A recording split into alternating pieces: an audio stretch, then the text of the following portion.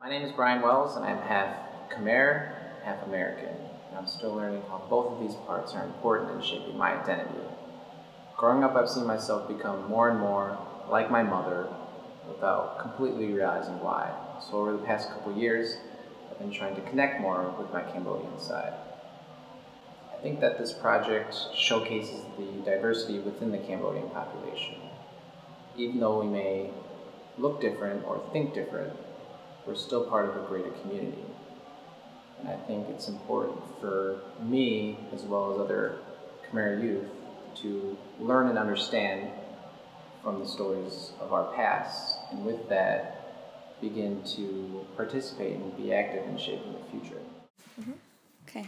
មូលហេតុធ្វើឲ្យនាងខ្ញុំសម្រេចចិត្តនិយាយរឿងជីវិតប្រាប់អ្នកអានក្នុងសៀវភៅនេះព្រោះរឿងនាងខ្ញុំមានការលំបាកវេទនារហូតដល់ផុតជីវិតម្ដងដោយមានការពិសោធន៍នេះហើយទើបនាងខ្ញុំលាតត្រដាងថាអ្វីទៅភាពចម្រើនអ្វីទៅភាពបានសុខអ្វីទៅជាភាពវេទនាភាពបានសុខមានតែធ្វើឲ្យមានការអំណត់និងកំលោភនិងកំប្រមាថហើយនឹងមានការតស៊ូ That's it. សូមជម្រាបសួរខ្ញុំបាទឈ្មោះ Patrick Derek Pan ខ្ញុំជាប្រធានក្រុមហ៊ុន Khmer. My name is Patrick Derek Pan. Today we're at the University of Washington in Seattle. Behind us is a very symbolic building that represents a part of my identity. We're in behind Thompson Hall, which is where I did my studies in the School of Jackson in Southeast Asia and human rights. And today we're here to talk about the significance of Khmer, an online news company based out of Long Beach, based out of Cambodia town, Long Beach. We're a national news outlet. We produce stories from the community because we feel that our voices need to be heard.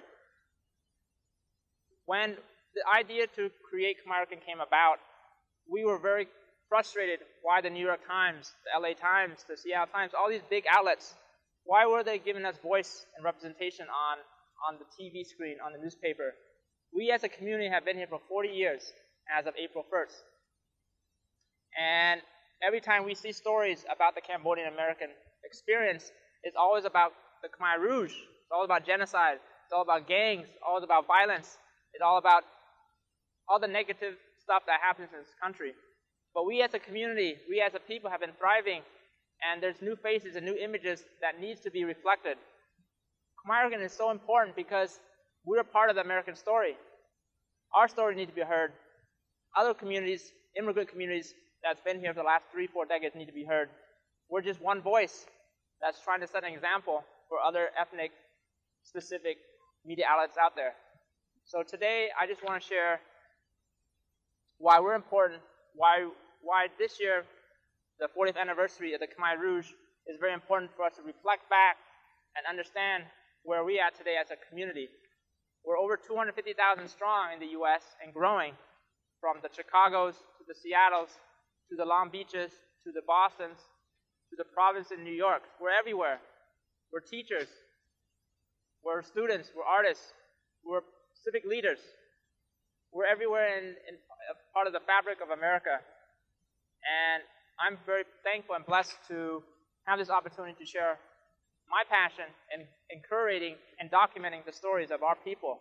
So thank you, Chicago. Thank you for giving this opportunity to speak to you and sharing why it's important for me and the work that we do at Khmer. Bless you and bless those who are watching this. And remember that our voices should be heard, and we should never be afraid to share our story, as painful it is as a community going through war and genocide. We as a second and third generation need to speak and understand where our parents came from and why this project, the 40 Years, 40 Stories project, is very important for the bigger picture. Thank you, and good night.